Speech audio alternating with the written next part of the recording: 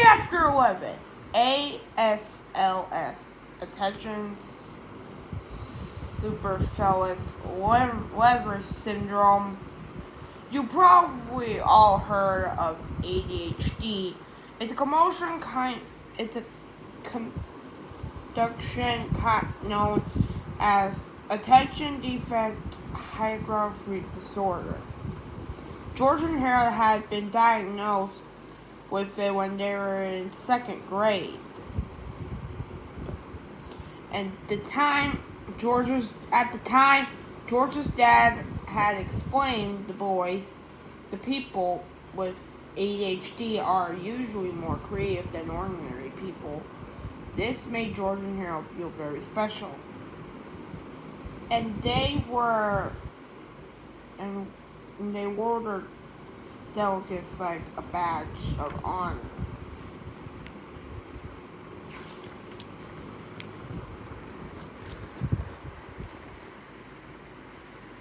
But today, as they walked down to the hallway to their next class, the boys felt much different than normal. It was almost as if their ADHD has been dramatically reversed somehow. They felt forced and attendance. They were calm and orderly.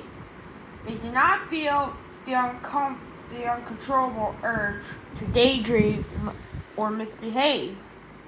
Something had changed about them. You're late for class! shouted their math teacher and a counselor.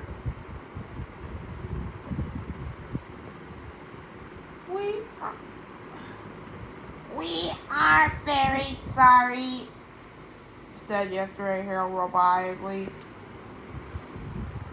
Just like that, I'm gonna give you extra homework, Miss Counselor snarled. Thank you, dear teacher, said yesterday George in exotic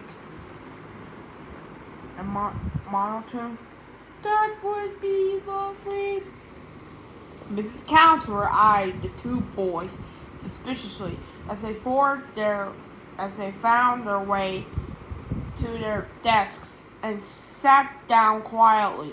All through class, as she droned on and on, she observed the most peculiar thing she had ever seen. Yesterday George and yesterday Harold were actually sitting still and paying attention. They weren't fidgeting, they weren't giggling, they weren't drawing or talking or making entertaining noise with their armpits. That became model students. I don't know what your two boys are up to, said Miss Counselor at the end of class, but I like it. Thank you, said yesterday George. Our greatest desire is to please you. That is right, said yesterday Harold. And thank you for all the extra homework too. We will do our very best. Even though Sneaky was impressed. Those guys are cooler than I thought, said Melvin.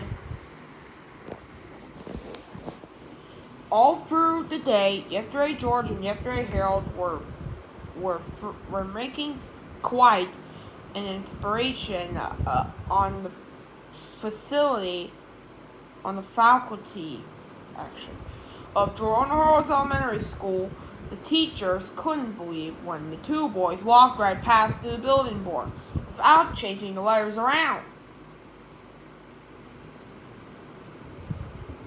They could have easily regretted those letters to read. They could have easily returned for letters to read. Our capital cafeteria makes you our our cafeteria makes you barf," said Mrs. Goliath. But they didn't. But they did. They were. They could have easily regretted those letters to be, "Our cafeteria makes you barf," said Mrs. Goliath. But they didn't. "I don't know what's going on with these two kids," said Miss Slaybor. "But I like it."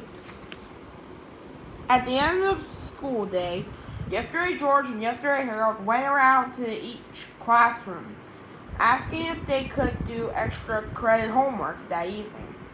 The teachers gladly piled in. "I don't know what did you do with those two brats today," said Mr. Crump, "but I like it."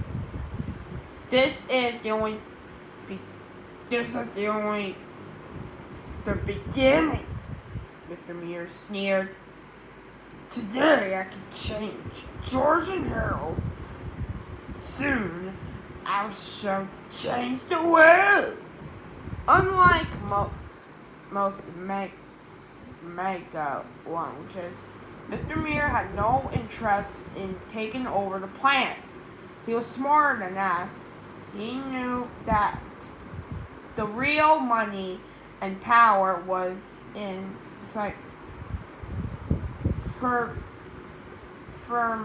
my mace utensils.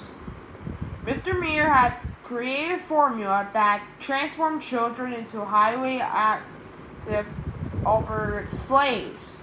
All he needed to do was to mass market his creation, and he would become the most powerful entity on Earth.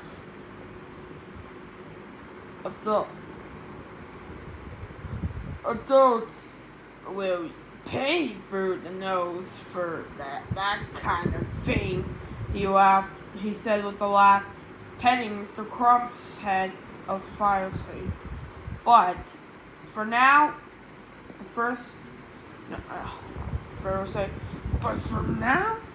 the first taste is free."